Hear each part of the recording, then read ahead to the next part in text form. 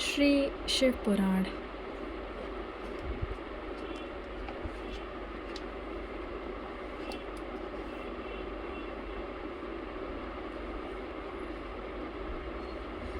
विद्येश्वर संहिता छठा अध्याय।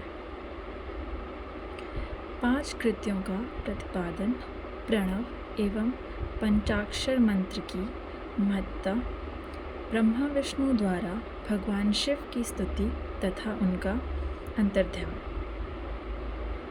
ब्रह्मा और विष्णु ने पूछा, प्रभु, सृष्टि आदि 5 कृत्यों के लक्षण क्या हैं?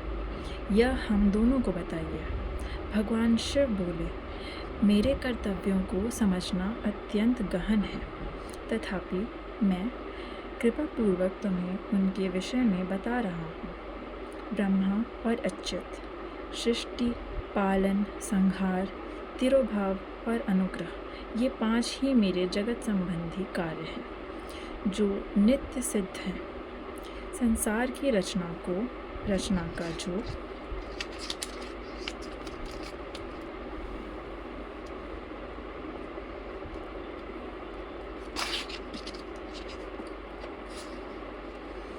आरंभ है, उसी को सर्ग या सृष्टि कहते हैं। मुझसे पालित होकर सृष्टि का सुस्थिर रूप से रहना ही उसकी स्थिति है। उसका विनाश ही संहार है। प्राणों के उत्क्रमण को तिरोभाव कहते हैं। इन सब से छुटकारा मिल जाना ही मेरा अनुग्रह है। इस प्रकार मेरे 5 कृत्य हैं। सृष्टि आदि जो 4 कृत्य हैं, वे संसार का विस्तार करने वाले हैं। 5वां कृत्य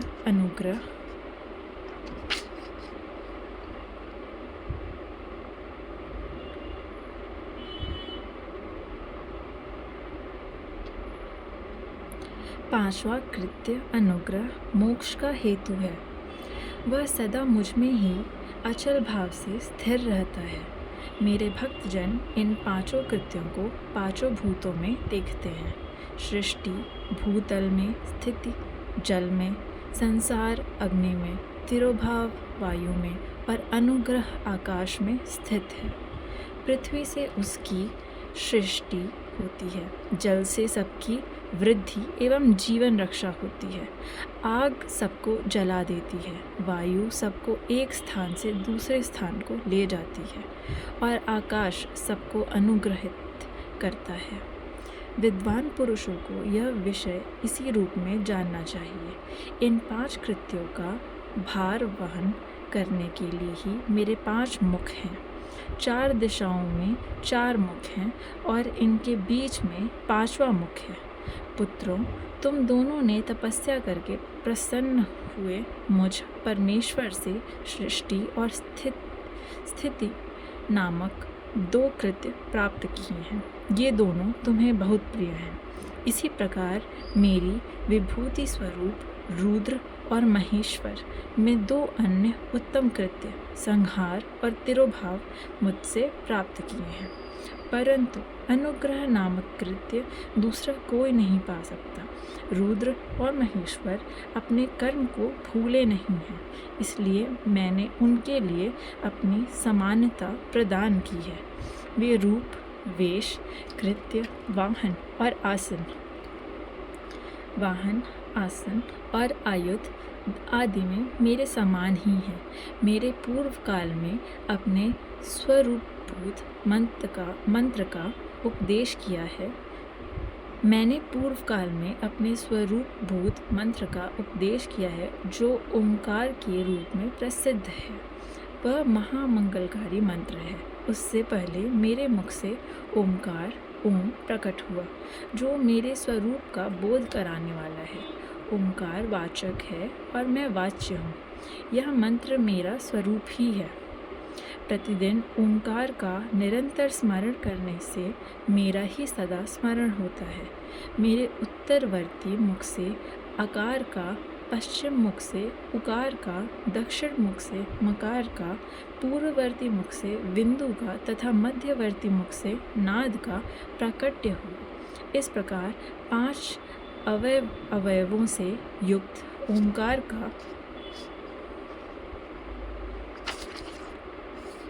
विस्तार हुआ है। इन सभी अवयवों से एकीभूत होकर वह प्रणव ओम नामक एक अक्षर हो गया। यह नाम रूपात्मक सारा जगत तथा वेद उत्पन्न स्त्री पुरुष वर्ग रूप दोनों कुल इस प्रणव मंत्र से व्याप्त हैं। यह मंत्र शिव और शक्ति दोनों का बोधक है। इसी से पंचाक्षर मंत्र की प्राप्ति हुई है।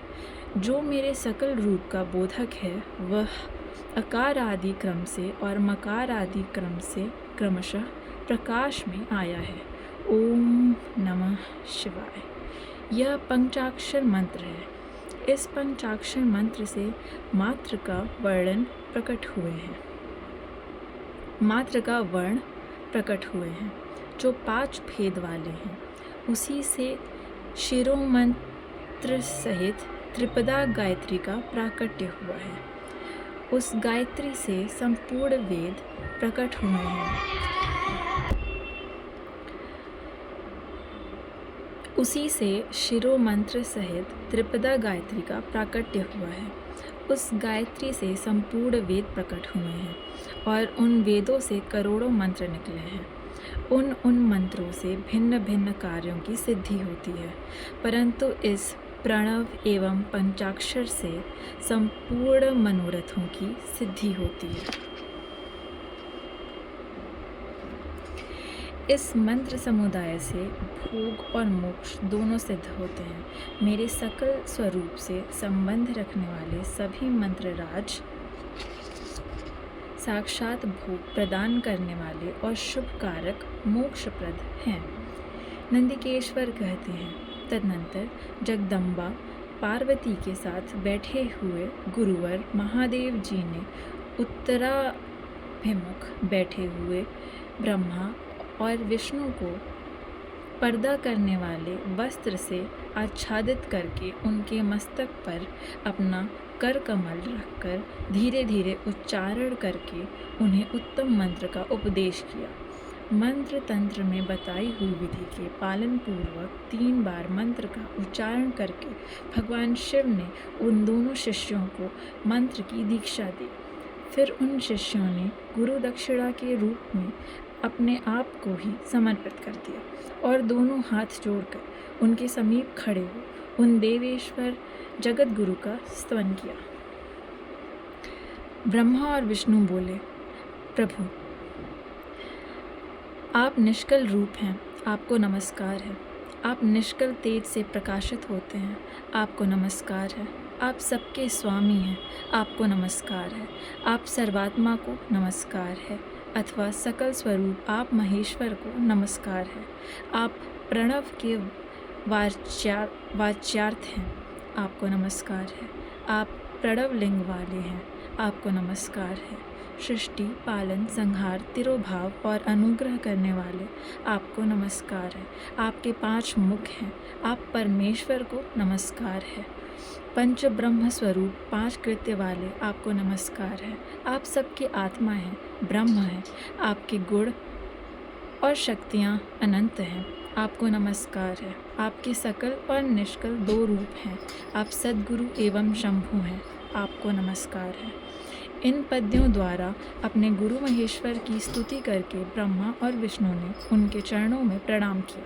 महेश्वर बोले, आर्द्रा नक्षत्र से युक्त चतुर्दशी को प्रणव का जप किया जाए तो वह अक्षय फल देने वाला होता है। सूर्य की संक्रांति से युक्त महाआर्द्रा नक्षत्र में एक बार किया हुआ प्रणव जप कोटि गुने जप का फल देता है।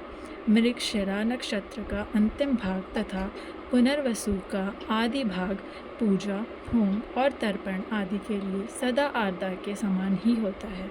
यह जानना चाहिए, मेरा या मेरे लिंग का दर्शन प्रभात काल में ही प्रातः और संगव मध्याह्न के पूर्व काल में करना चाहिए। मेरे दर्शन पूजन के लिए चतुर्दशी तिथि निश्चित व्यापिनी अथवा प्रदोच्च व्यापिनी लेनी चाहिए, क्योंकि परवर्तिनी तिथि से संयुक्त चतुर्दशी को चतुर्दशी की ही प्रशंसा की जाती है। पूजा करने वालों के लिए मेरी मूर्ति तथा लिंग दोनों समान हैं। फिर भी मूर्ति की अपेक्षा लिंग का स्थान ऊंचा है, इसलिए मुमुक्षु पुरुषों को चाहिए